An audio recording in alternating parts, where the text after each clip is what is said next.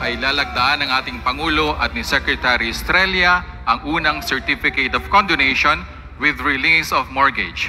Ayon sa mandato ng Republic Act 11953, ang Certificate of Condonation with release of mortgage ay magbibigay otoridad para sa condonation or pagbura sa mga utang na bayarin sa lupa ng mga magsasakang agrarian reform beneficiaries bilang tulong sa ating mga magsasaka.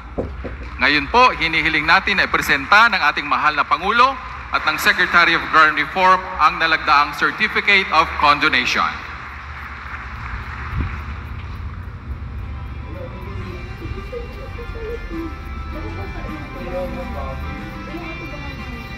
Maraming salamat po, mahal na Pangulo, at congratulations sa ating Department of Agrarian Reform. Naanyayahan po natin si Agriculture Secretary Francisco Chu Laurel upang ipakilala ang ating panauhing pandangal.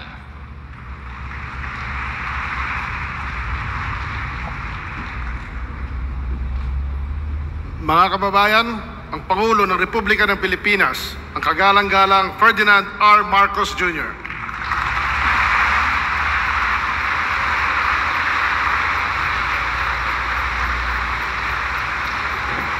Maraming salamat sa ating butihing Secretary ng Department of Agriculture, Secretary Kiko Laurel. Tugaw tayo po.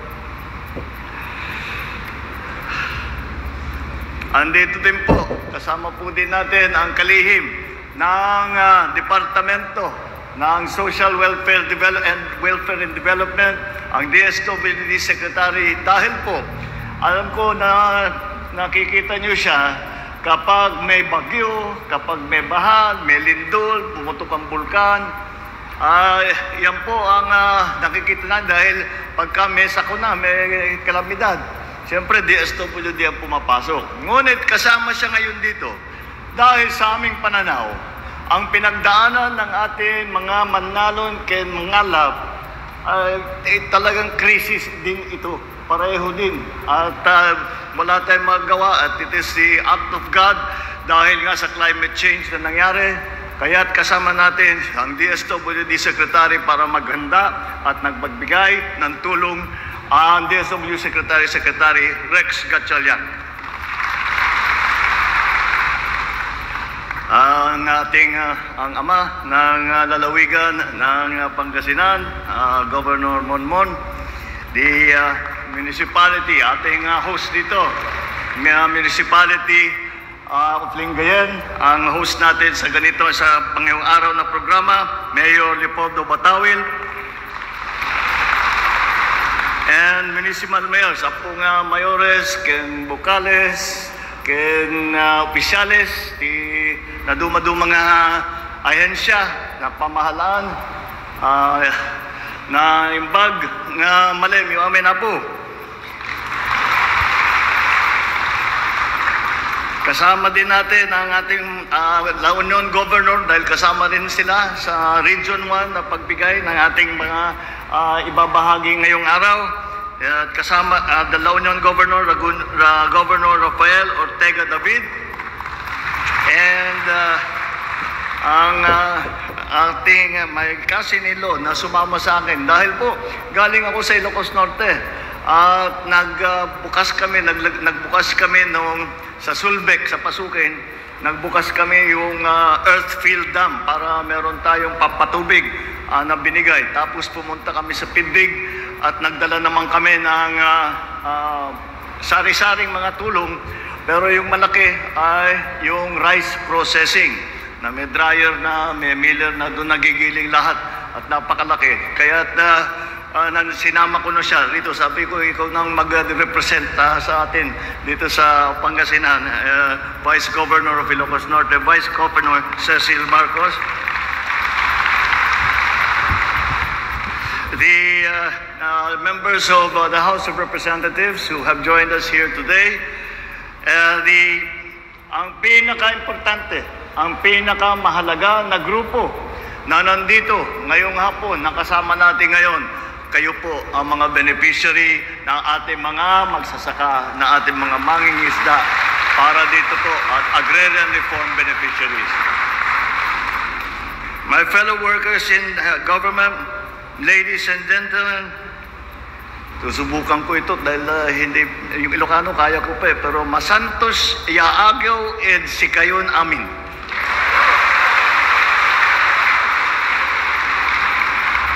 Maraming salamat po sa inyo lahat na dumalo sa mahalagang araw na ito. Lalo po sa lahat ng ating mga magsasaka, mangingisda, at ang inyong mga pamilya. Narito kami ngayon upang bigyan ng bagong pag-asa at bagong simula ang mga bayani ng bayan sa sektor ng agrikultura. Alam natin na naging matindi ang pinsala ng nagdaang El Nino sa mga kabuhayan ninyong lahat. At pagkatuyo naman, ang lupain ay kakulangan sa tubig ay nagdulot ng malaking hamon hindi lamang sa mga pananim, kung hindi maging pati na sa palaisdaan dito sa Pangasinan.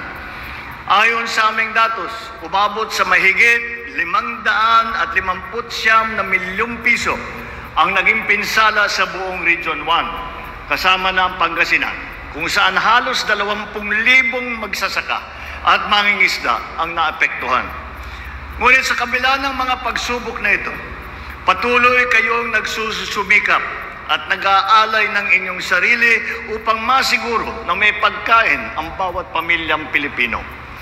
Bilang pasasalamat at ganti sa ipinamalas ninyong dedikasyon, katatagan at pagmamahal para sa bayan, pumarito po kami upang maghandog ng konting tulong na magpapagaan sa hinaharap ninyong mga hamon.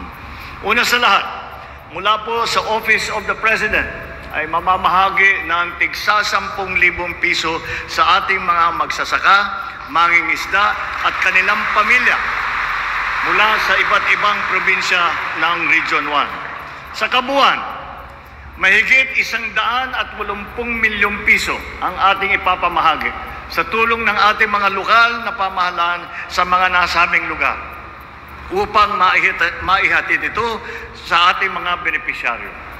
Dagdag po rito, ang DSWD naman ay magbibigay din ng 10,000 piso na cash assistance sa bawat isa sa higit na 4,000 benepisyaryo mula sa Pangasinan sa ilalim ng programang Ayuda sa Kapus ang Kita Program o yung tinatawag na AKAP.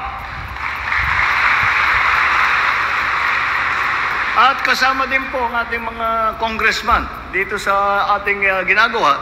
At para naman sa lahat ng dumalo sa okasyong ito ay lahat po ng bumisita ngayong araw ay makakatanggap ng 5 kilong bigas mula sa tanggapan ni House Speaker Martin Romualdez. Mula sa ating Department of Agriculture, magbibigay tayo ng mga punla at iba't ibang makinarya at kagamitang pansaka tulad ng hauling truck, traktora, corn sheller, recirculating dryer, yung hammer mill, pump and engine set, riding transplanter at combine harvester. Meron tayo naka-display na dito yung mga maliliit na meron yung malalaking traktor nandun sa labas. Ito po ay bibigay natin sa ating mga magsasaka. Nandyan din yung mga bangka at yung lambat na aming binibigay para sa mga ating mga mangingisda. Maglalaan din po tayo ng 80 milyong piso na pautang galing sa Agri-Negosyo Loan Program. Di rin magpapahuli ang BIFAR na mamimigay ng isang demotor na bangka at iba't ibang kagamitan para sa pag-aalaga ng tilapia at ng shellfish at modernong pagpoproseso nito. Ang DTI naman, Department of Trade and Industry, ay magbibigay ng higit na 8 milyong pisong halaga ng mga proyekto sa ilalim ng Shared Service Facilities Project. Bukod dito, magbibigay din tayo ng halos 20 milyong piso para sa higit na 4,500 benepisyaryo ng tupad program ng DOLE. Mula naman sa TESDA, meron din tayong training allowance, scholarship grant at starter toolkit para sa ilan nating scholar na mag-aaral ng masonry at shield metal arc welding. Maliban sa mga tulong sa aking nabanggit, may special na regalo din po tayo para sa ating mga magsasaka sa araw na ito. Kanina nga po, ay napirmahan nga lang namin yung Certificates of Condonation with Release of Mortgage. Ito po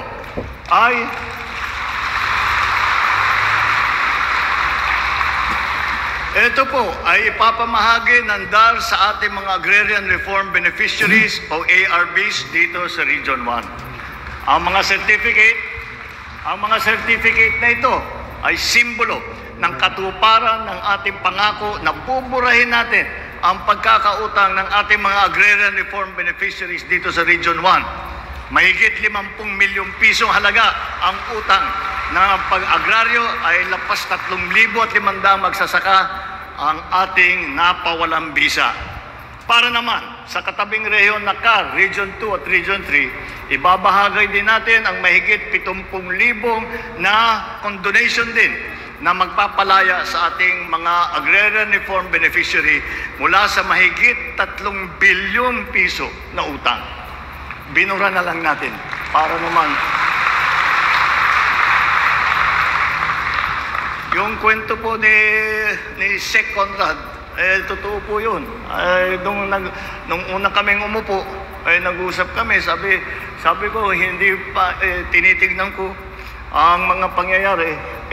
Sabi ko, hindi pa natapos yung pinakamahalaga at pinakamalaking project ni President Ferdinand Marcos Sr. at saka ni Secretary Conrad Estrella na sinimula nila 1966 pa yata nag-start yung rice and corn. Sabi namin, nakakahiya naman masyado. 40 taon na ito, 50 taon na ito. Hindi pa natin natatapos. Ngayon, nabigyan tayo ng pagkakataon. Huwag natin palalampasin itong pagkakataon natin na masabi naman natin na tinapos natin ang trabaho ng sinimulan ng mga ninuno natin.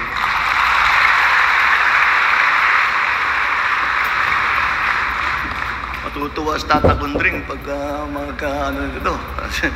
Ang pamamahagi ngayong araw ng mga condonation na ito ay isang mahalagang hakbang pasulong sa ating paglalakbay tungo sa hustisyang agraryo. Kaisa ninyo kami sa inyong mga hangarin at kami ay tapat sa pangakong susuportahan at palakasin kayo sa bawat hakbang ng inyong paglalakbay. Magtulungan tayo upang bumuo ng matatag na kinabukasan kung saan ang bawat magsasaka, mangingisda at pamilyang Pilipino ay may kakayahang bumangon mula sa kahirapan at mapaunlad ang kanilang buhay. Kayo po ang mga bayani ng ating makabagong panahon. Kayo ang muka ng bagong Pilipinas. Mabuhay ang ating mga magsasaka, mabuhay ang ating mga mangingisda, mabuhay ang Region 1, mabuhay ang bagong Pilipinas. Diyos tiyo, kinakadakayami na po na imbag na malalyo amin. Maraming salamat po, mahal na Pangulo. At ngayon po, inaanya natin ang ating mahal na Pangulo na pangunahan ang pamamahagi ng presidential assistance para sa ating mga magsasaka at mangingisda na apektado ng El Nino. Inaanyayan din po natin sina Agriculture Secretary Francisco Chu Laurel, DSWD Secretary Rex Gatchalian at Agrarian Reform Secretary Conrado Estrella III upang samahan ang ating Pangulo sa pamamahagi.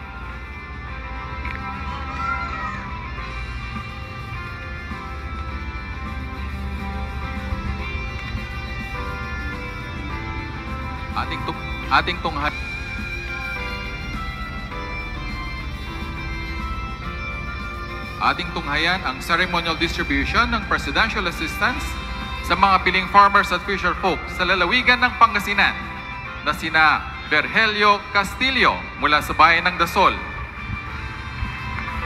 Francisco Paliso mula sa bayan ng Mga Taram, Apolinario Frias mula sa bayan ng Malasiki, Sotero de Leon Villanueva mula sa bayan ng Santa Barbara, at si Joseph Centino mula sa bayan ng Manaoag.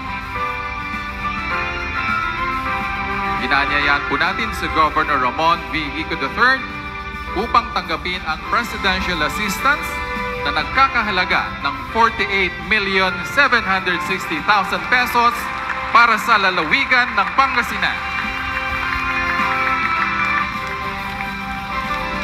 Maraming salamat po, mahal na Pangulo, at congratulations sa Provincial Government of Pangasinan.